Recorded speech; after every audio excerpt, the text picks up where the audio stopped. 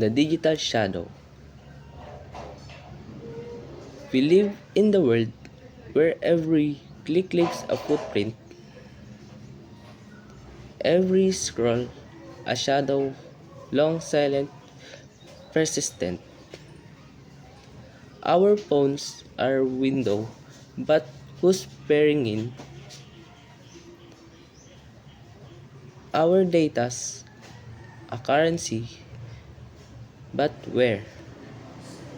Not the ones winning.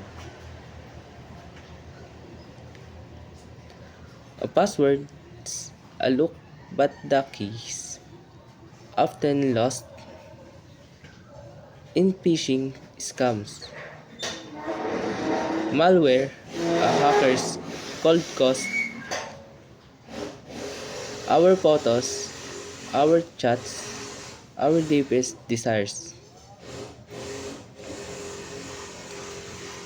Stored in the cloud, where firewalls tire.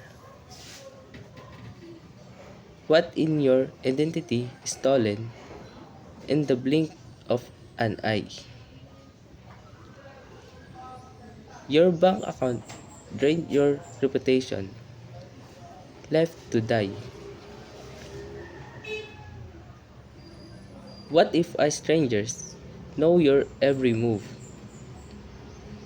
Because you click accept on the terms of service grove.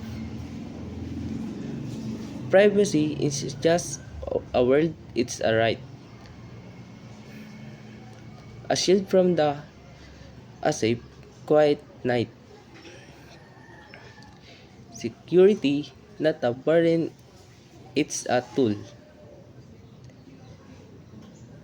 to keep our digital lives from being a fool. So update your software, use two-factor. Think before you share, don't let your data be couched.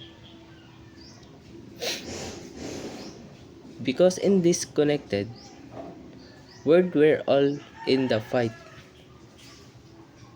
to protect our shadows and keep our futures bright.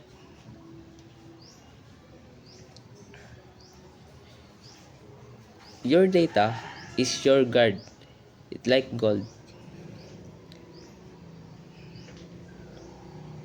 Because once it's gone, it's never truly sold.